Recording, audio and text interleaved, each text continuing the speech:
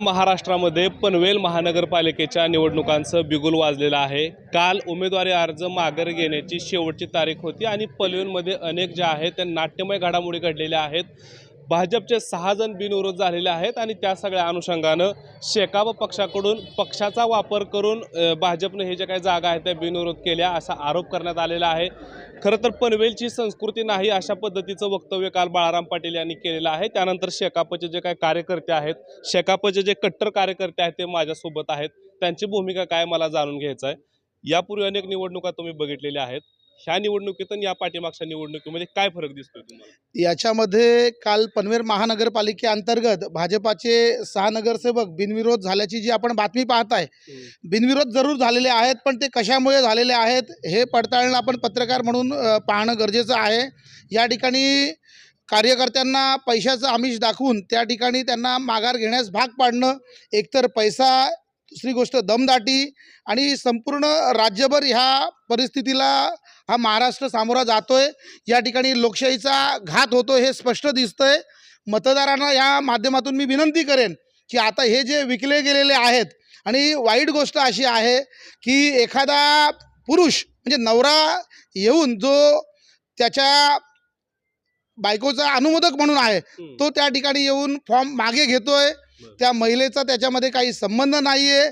शासकीय यंत्रणा जे प्रशासन म्हणतोय हे देखील याच्यामध्ये पूर्णपणे सामील आहे। आता जनतेवरती आहे, जनतेवरती एक जबाबदारी येऊन ठेपली आहे।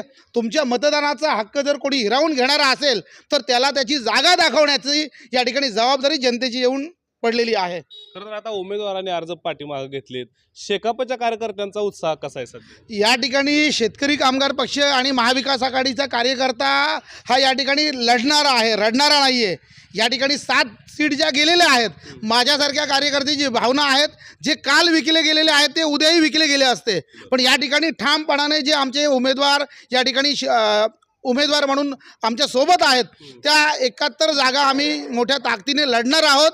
लढणार नाही आहोत तर जिंकणार आहोत, ही भूमिका ठेवून आमचा कार्यकर्ता या ठिकाणी उतरलेला आहे। काय साधारण पनवेलकरांचे प्रश्न काय आहेत जे आजपर्यंत सुटले नाहीत? महत्त्वाचं काय माहिती आहे का, म्हणजे BJP जी आहे ना, त्यांची निवडणूक प्रक्रियाच संपवण्याच्या मार्गावरती, कारण हे उमेदवार विकत घ्यायचं आहे, कारण त्यांना निवडणुकीला सामोरं जाऊच शकत नाही, त्याच्यामुळे ते उमेदवार विकत घ्यायला लागलेत।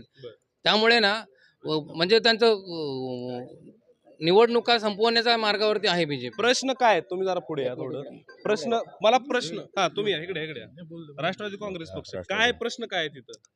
ॲक्च्युली हे जे गेल्या 9 वर्षापूर्वी जी नगरपालिका स्थापन झाली, ॲक्च्युली यांची महानगरपालिका स्थापन करण्याची कॅपॅसिटी नव्हती त्यावेळेस, तरीसुद्धा यांनी त्या महानगरपालिका आणण्याचा घाट घातला, आणि तो घाट घातल्याच्या नंतर ती जी व्यवस्था त्यांनी चालवायला पाहिजे होती ते हे चालवू शकले नाहीत सत्ताधारी। आणि आता त्यांचे ज्यावेळेस महानगरपालिकेची मुदत संपल्यानंतर जेव्हा प्रशासक पण बसले, फक्त यांनी प्रशासकांना हाताशी घेऊन भ्रष्टाचार कसा करता येईल एवढंच काम त्या सत्ताधाऱ्यांनी केलेलं आहे। जे पण कामं केली आहेत सर्व अर्धवट केलेली आहेत, आणि हे जनता पूर्ण त्रस्त झालेली आहे। पनवेलची जनताला पाण्याचा प्रश्न आहे, एवढं या ठिकाणी नागरीकरण शहरीकरण एवढं वाढत चाललं आहे झपाट्याने, त्या झपाट्याने महानगरपालिकेचं बिलकुल कुठलं नियोजन नाही आहे, पाण्याची व्यवस्था नाही आहे। नवीन पनवेलसारख्या ठिकाणी अशा बऱ्याच ठिकाणी ज्या पहिल्याच्या ड्रेनेज लाईन आहेत त्या सर्व गंजलेल्या आहेत, पाण्याच्या लाईन गंजलेल्या आहेत, याच्यावर कसलाही यांचा कुठल्या कुणावर अंकुश नाही आहे। सत्ताधाऱ्यांना जर कोणी विरोधकांनी प्रश्न विचारला तर त्याच्यावरती खोटे नाटे केस टाकणे, त्याला पोलिसांतर्फे त्रास देणे, दडपशाही चालली, यांची दंडेलशाही चालली। यांना लोकशाही संपवायची आहे, यांना लोकशाही जिवंत ठेवायची नाही, यांना विरोधक नको आहेत, आणि त्यांचा हा सगळा काळा बाजार। आता पनवेलची जनता सुज्ञ आहे, त्यांना सगळं माहीत पडलेलं आहे, आणि जनतेने आम्हाला उत्स्फूर्तपणे सपोर्ट केलेला आहे। आणि आम्ही सर्व उमेदवार, आम्ही धनवान नाही आहोत, आम्ही सर्वसामान्य घरातले लोक आहोत, पण आम्ही ह्यांच्या या दडपशाहीला भीक न घालता आम्ही लढा देणार आहोत आणि लढून येणार आहोत। काय वाटतं तुम्हाला, कशा पद्धतीची भूमिका असणार आहे तुमची सगळी महाविकास? आपण जर काल पाहिलं की भारतीय जनता पक्षाने इथे उमेदवारांसाठी घोडेबाजार लावला होता, तो घोडेबाजार फक्त यांनी महानगरपालिकेतून भ्रष्ट मार्गाने मिळवलेल्या पैशातून त्यांनी हा घोडेबाज केला। यांना मुळात लोकशाही नको आहे। जेव्हा भारतीय जनता पक्षाला वाटतं की आपण निवडणुका हरणार आहोत, तेव्हा ते पैशाला पुढे करून उमेदवार एकत्र करण्याचं कार्य करते। पनवेल महानगरपालिकेमध्ये भारतीय जनता पक्ष प्रशांत ठाकूर हे 4थ्या टर्मचे आमदार आहेत। यांनी पायाभूत सुविधा, मूलभूत सुविधा यांच्यावर दुर्लक्ष केलेलं आहे। इथे महानगरपालिकेत शाळा नाही आहेत, महानगरपालिकेचे हॉस्पिटल्स नाही आहेत. तुम्ही रस्त्याची दुरावस्था पहा. तिथे पावसाळ्यामध्ये जे पाणी भरतं तुमतं, पूर्वी पनवेलमध्ये असं व्हायचं नाही. आम्ही ज्या प्रभागातून कामोट्यामध्ये कधी पाणी भरायचं नाही, पण आता गुडघ्यात पाणी भरतं आहे. याचा अर्थ असा आहे की त्यांना माहिती आहे आपण कामं तर केली नाही आहे, विकास कामाच्या माने बुंबाबुंब केली आहे. जेवढा पैसा सरकारचा आहे, लोकांचा आहे, जनतेचा आहे, तो त्यांच्या ब्रँडिंगमध्ये वापरलेला आहे.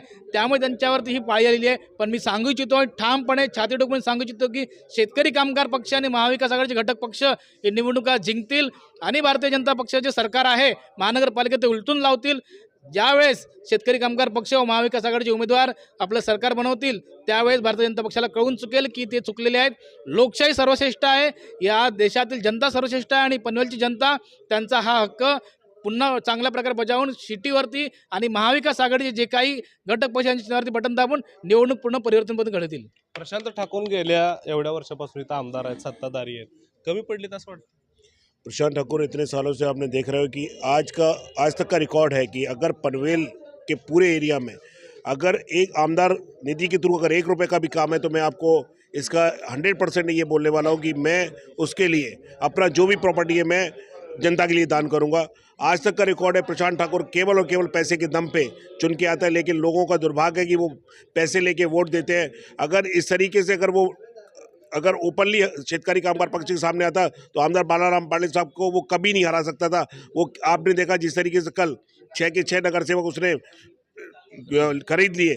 आज कंडीशन ये है कि सर अगर इसी तरीके से लोकशाही का ये हालत चलता रहा और अगर जनता नहीं सुधरी और जनता ने महाविकास आघाड़ी को चुन के नहीं दिया तो हालत बद से बदतर होने वाली है. आपको मैं बताना चाहूँगा कि आज प्रॉपर्टी टैक्स, पानी, लाइट, रोड्स ये जब लास्ट के 8.5 साल के लास्ट के तीन महीनों में बन सकते हैं तो ये पहले क्यों नहीं बन सकते. तो आप समझ सकते हैं पब्लिक को केवल बेवकूफ़ बनाया जा रहा है. यहाँ पर ये हालत है कि सत्ताधारी ही मोर्चा निकाल रहे हैं जबकि सत्ता दिल्ली से गली तक उनकी ही है. ठीक आहे, शेतकरी कामगार पक्षाचा भाजपला काय असणार इशारा आता? तुमचे उमेदवार पडले ते बघा आता कसं आहे की हे जे माननीय आमदार आहेत आपले स्थानिक 4 टर्मचे आमदार आहेत, त्यांना अशी शाश्वती काय नाही की आपण कामावर निवडून येऊ म्हणून. त्यांनी जर या पनवेल महानगरपालिकामध्ये काम केलं असतं तर हा घोडेबाजार करायची गरज लागली नसती. प्रत्येक नगर जे निवडणूक येतात प्रत्येक निवडणुकीमध्ये हा घोडेबाजार ते करतात. त्यांना शाश्वतीच नाही आहे की आपण जनतेमधून निवडून येऊ. वारंवार पैशाचा खेळ केला जातो, वारंवार हे घोडेबाजार केला जातात. बरं तुम्ही 4 टर्म आमदार असल्यामुळं मी सामान्य जनतेला प्रश्न विचारतो आणि तुमच्या माध्यमातून विचारतोय की 4 टर्म आमदार असताना आमदार निधीमधून प्रशांत ठाकूर यांच्या निधीमधून पनवेल महानगरपालिकेमध्ये असं विकसित काम काय झालेलं आहे की जे आपण सांगू शकतो की हे आमच्या आमदारांनी केलं म्हणून. अशी कुठलीच गोष्ट नाही की सामान्य जनतेला त्यांनी असं काही न्याय निवडून दिला आहे. रस्ते असो, ड्रेनेज असो, पाणी असो, लाईट सुविधा असो, ट्रॅफिकचा असू दे किंवा महिलांचा सुरक्षिततेचा असू दे, मुलांचं शिक्षणाचं असू दे, ग्राउंड्स असू द्यात किंवा मैदान असू द्यात किंवा कुठलीही गोष्ट जर मिळत नाही आहे. आणि मी जर ज्या क्षेत्रातून येतोय म्हणजे आमच्या कामोट्याच्या प्रभाग क्रमांक 13मध्ये मी आहे, त्या क्षेत्रातून कामोट्या क्षेत्रामध्ये अशी एकही गोष्ट नाही आहे की ती आमदार निधीतून झाली आहे किंवा नगरसेवकच्या निधीतून झालेली आहे. मग जर तुम्ही एवढे वर्ष सत्तामध्ये आहात, तुमचे निधी जातोय कुठे, तो निधी वापरताय कुठे हे जनतेला कळू द्या.